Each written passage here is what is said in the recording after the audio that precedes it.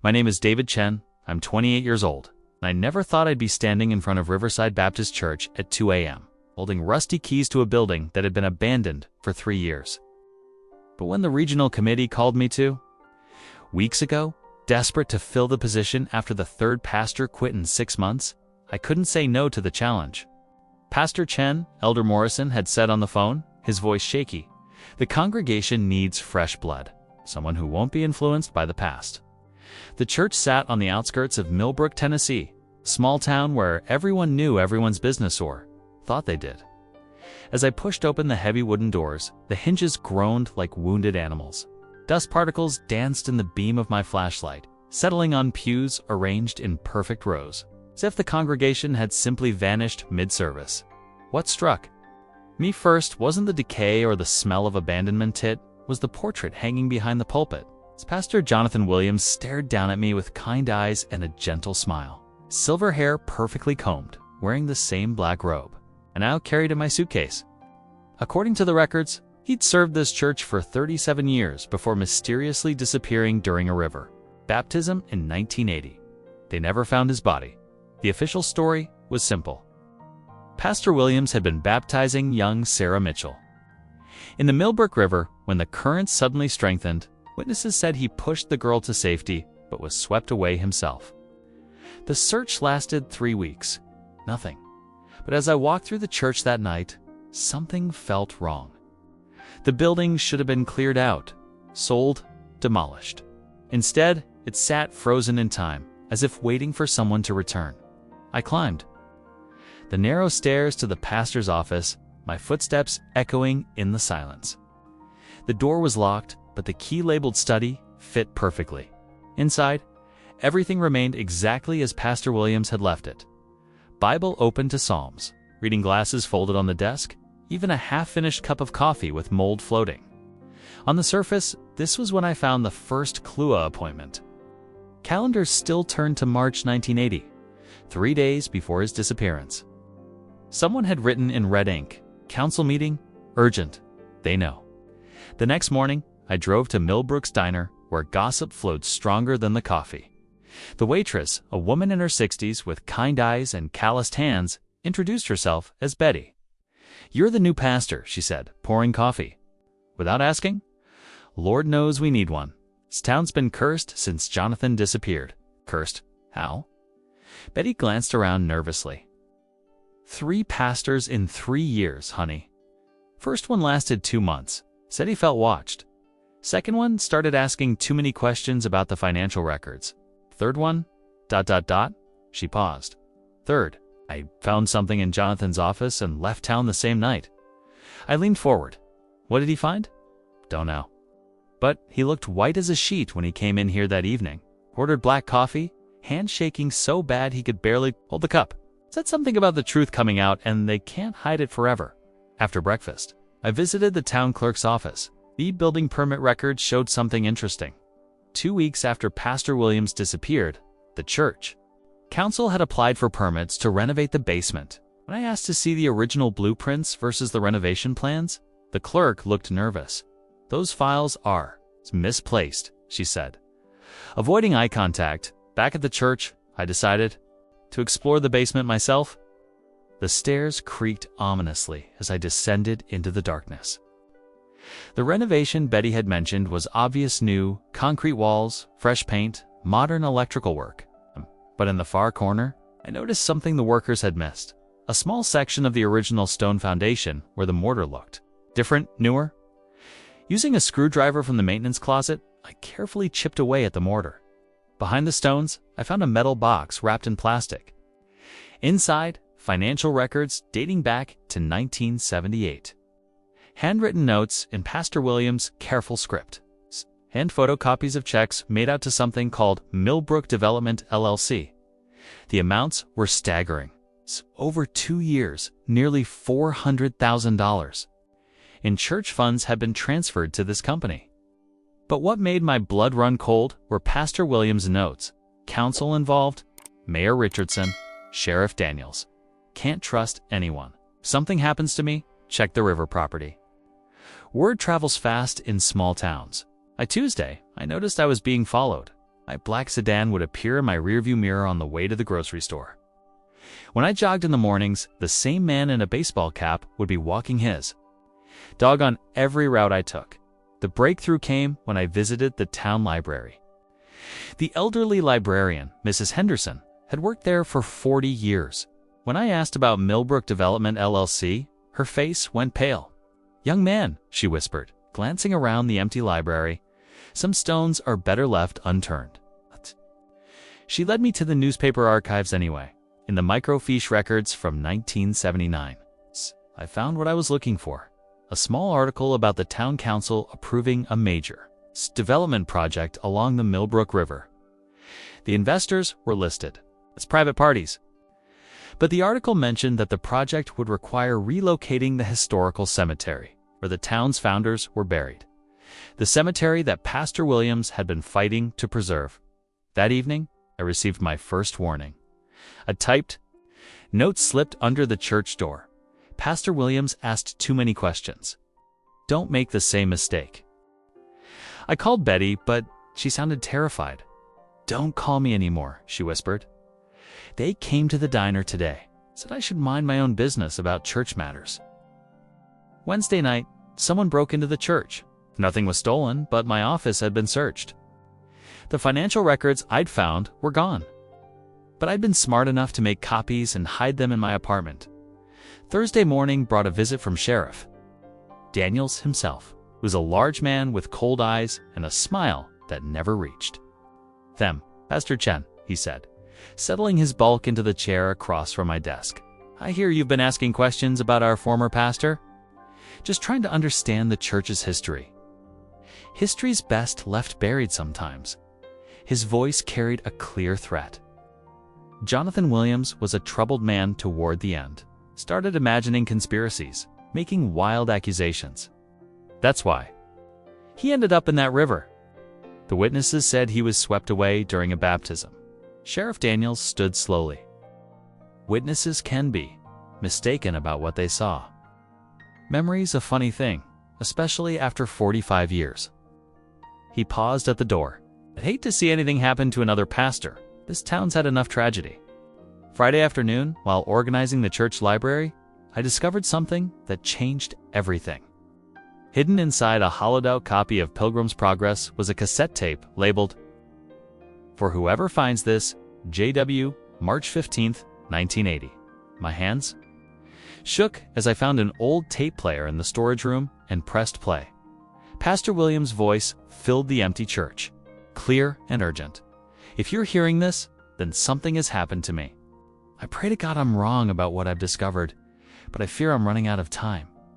The church, council, Morrison, Hayes, Bradley, and Stern. They've been stealing from our congregation for years, but it's worse than simple theft. They've been using our church as a front for a land development scheme that would destroy half of Millbrook's historical district. Okay, I have evidence that they forged my signature on loan documents using the church as collateral for their development project. They've bribed Mayor Richardson and Sheriff Daniels to look the other way. When I confronted them 2 weeks ago, they offered me money to keep quiet. When I refused, Elder Morrison told me that accidents happen to people who don't cooperate. I've hidden the real financial records where they'll never find them. The safe deposit box at First National Bank, key taped under the bottom drawer of my desk. Box number 247, registered under my wife's maiden name, Catherine Mills. If something happens to me, know this, I would never willingly abandon my flock. These men have sold their souls for profit, and they'll stop at nothing to protect their secret. The baptism on Sunday is a trap. I can feel it. I can't hide forever. Tell my congregation I love them until the very end. Tell them to trust in God's justice, because earthly justice has been bought and paid for in this town. And tell them I'll find a way to come back and make this right." The tape ended with the sound of footsteps approaching and Pastor Williams quickly hiding the recorder. I sat in the silence, my heart pounding. The man hadn't drowned in an accident. He'd been murdered, okay? And his killers were still walking free, still in control of the town. But Pastor Williams had kept his promise. 45 years later, his voice had returned from the grave to reveal the truth. Armed with a tape and the information about the safe deposit box. I drove to First National Bank Saturday morning. The elderly bank manager, Mr. Peterson, remembered Pastor Williams fondly.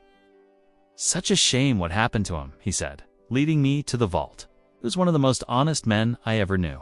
Always worried about his congregation, always putting others first.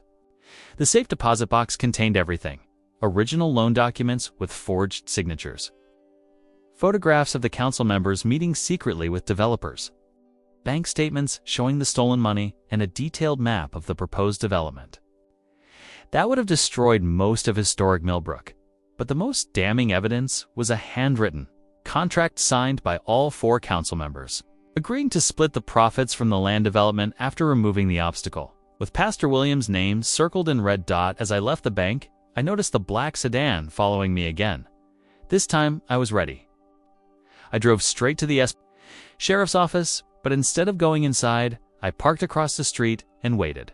Sure enough, Sheriff Daniels came out and spoke to the driver of the sedan.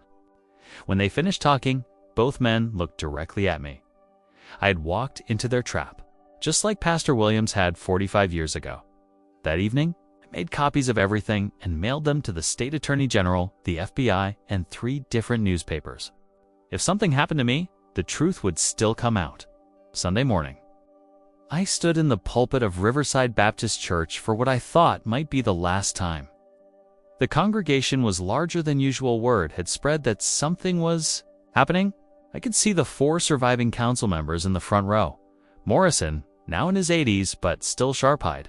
Hayes, thin and nervous. Bradley, red-faced and sweating despite the cool morning. And Stern, watching me with barely concealed hatred.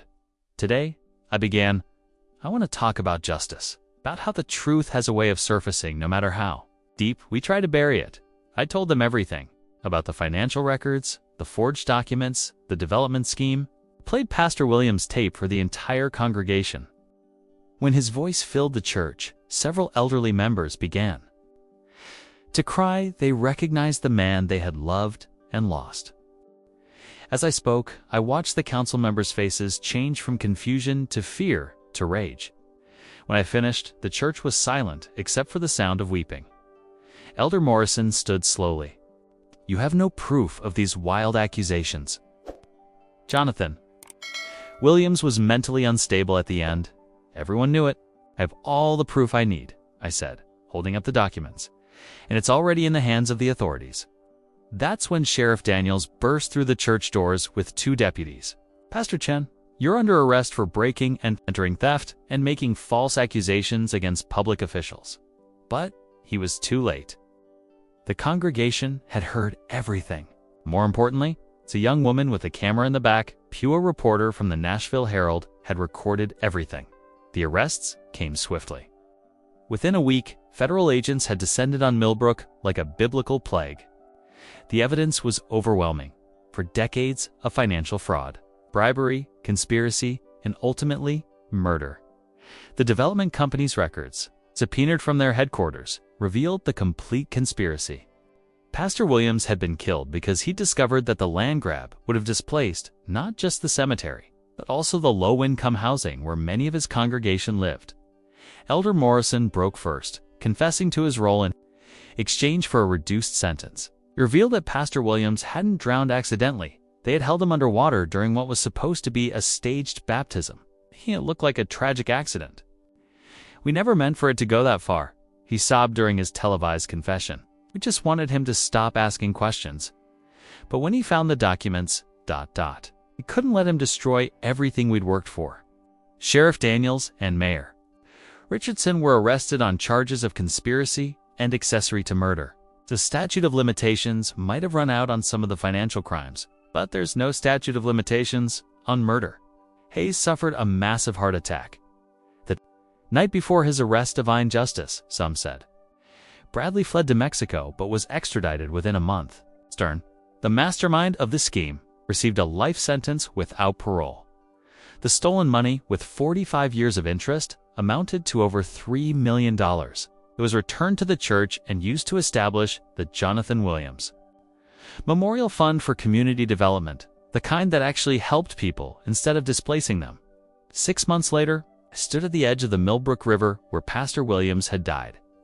The congregation had voted to hold a memorial service, finally giving their beloved pastor the farewell he deserved. Sarah Mitchell, now 65 years old, was there.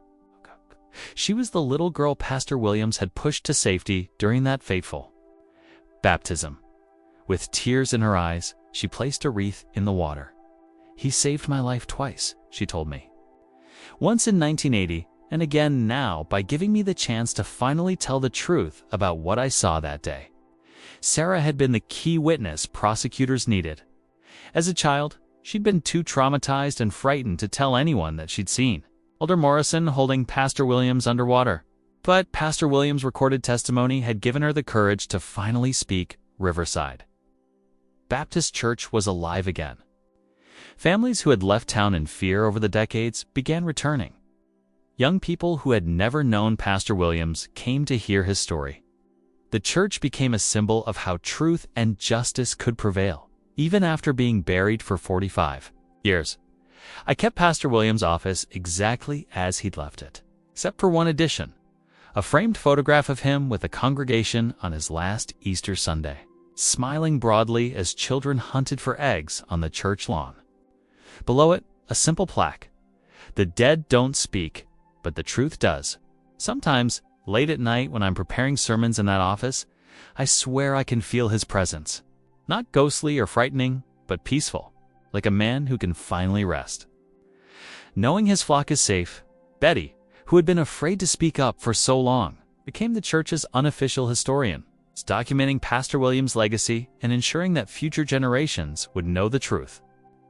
The diner became an informal museum, with newspaper clippings and photographs. It's telling the story of how one man's courage had saved an entire community. The river where Pastor Williams died became a place of reflection and renewal. Instead of being developed into luxury condos, it was declared a historical preserve. Families come there to remember not just Pastor Williams, but all the people who stand up for what's right, even when it costs them everything. As I write this, I'm preparing for my second Easter at Riverside Baptist Church. The sanctuary will be full, just as Pastor Williams would have wanted. Children will hunt for eggs on the same lawn where he played with them 45 years ago. Can somewhere, I believe. He's smiling. The dead don't usually speak, but Pastor Jonathan Williams found a way to return from the grave and tell his story. And in doing so, he proved that no crime is perfect, no secret stays buried forever, and no good deed goes unfinished. Justice may be delayed, but it is never denied.